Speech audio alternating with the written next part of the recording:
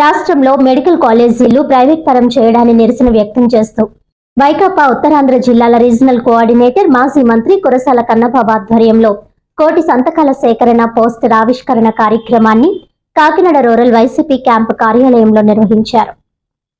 ఈ సందర్భంగా కన్నబాబు మాట్లాడుతూ రాష్ట్రంలో వైకాపా ప్రభుత్వంలో 17 మెడికల్ కాలేజీలు ఇచ్చిన ఘనత మాజీ ముఖ్యమంత్రి జగన్మోహన్ రెడ్డిదేనని, అయితే ప్రస్తుత ముఖ్యమంత్రి చంద్రబాబు నాయుడు మెడికల్ కాలేజీలను ప్రైవేట్ పరం చేయాలని చూస్తున్నారని ఆరోపించారు.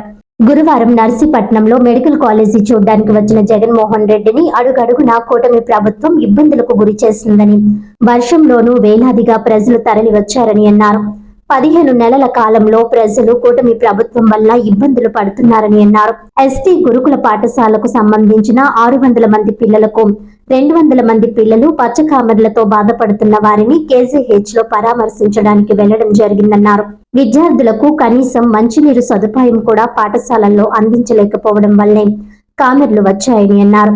నియోజకవర్గంలో 50,000 వరకు సంతకాల సేకరణ చేయడం జరుగుతుందని, సంతకాలు చేసిన కాగితాలను ఈ నెల 26వ తేదీన గవర్నర్ కు అందించడం జరుగుతుందన్నారు. ఈ నెల 13వ తేదీన కల్తీ మద్యంపై నిరసన కార్యక్రమాలు చేపడతామని, ఎక్సైజ్ కార్యాలయాల దగ్గర వినతి పత్రాలు అందజేయడం జరుగుతుందని తెలిపారు.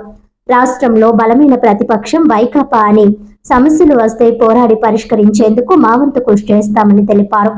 ఈ కార్యక్రమంలో వైకాపా రాష్ట్ర మహిళా ఉపాధ్యక్షురాలు Jammalamadaka Nagamani, ZPTC Nurkurthi Ramakrishna, minority cell వైకాపా state general secretary Sheikh Karim Basha, Gurunatham, Bezawada Satyanarayana, Anusuri Prabhakar, Nemam Chinna Gopisetti Babji, Vijaya Sarathi, Nallarani, Pullakoti, John Prabhakar, Karri Chakri, Nagababu, Kothapalli Girish, ఎంపీటీసీలు, వైకాపా నాయకులు తదితరులు పాల్గొన్నారు.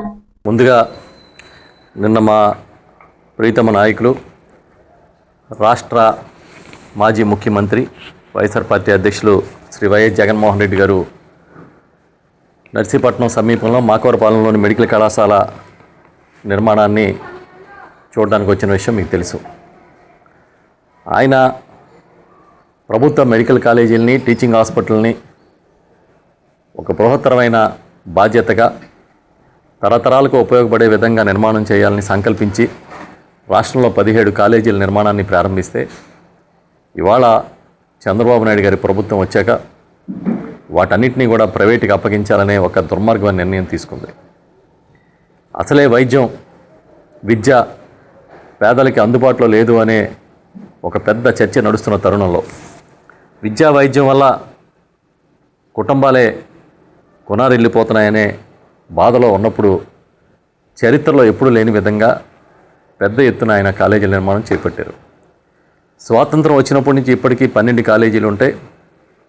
ఈయన 17 కళాశాలల నిర్మాణం చేపట్టడం, ఆయన హయాంలోనే 5 కళాశాలల్లో అడ్మిషన్లు స్టార్ట్ కావడం, మరొక 2 కాలేజీల్లో అడ్మిషన్లకి అనుమతులు వచ్చి ఉండడం, మిగతా 10 నిర్మాణంలో ఉండడం అనేది జరుగుతోంది. ఈ క్రమంలో ప్రభుత్వం మారింది. న్యాచురల్గా అందరికీ తెలుసు, పేదల పక్షాన్ని నిలబడేది జగన్మోహన్ రెడ్డి గారు అయితే కార్పొరేట్ల పక్షాన్ని నిలబడేది చంద్రబాబు నాయుడు గారు అని అందరికీ తెలుసు. ఇంకా చిత్రం ఏంటంటే, కొన్ని పత్రికలు వాళ్ళ అనుకూలమైన పత్రికలు రాస్తున్నారు, అసలు ఇదంతా జగన్మోహన్ రెడ్డి గారి ప్రభుత్వం వల్లనే అంట. మా ప్రభుత్వం వలన ఏంటి? ఈ ప్రభుత్వంలో మేము ఫ్యాక్టరీలు నడుపుతున్నాం, నకిలీ ఫ్యాక్టరీలు. సిగ్గుందా మాట్లాడడానికి? ప్రజల పట్ల, ఆరోగ్యం పట్ల కొంచెం కూడా బాధ్యత లేదు. ఇది ఎప్పటికప్పుడు ప్రజలు అయ్యో కాదేమోలే, మారేరేమో అనుకుంటే, కాదు మేము మారం, మేము ఇలాగే ఉంటాం అని నిరూపించుకుంటూ ఉంటారు.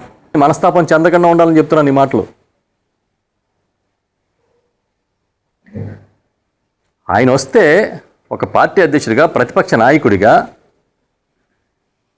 వీరు మీడియాను కూడా అనుమతించకుండా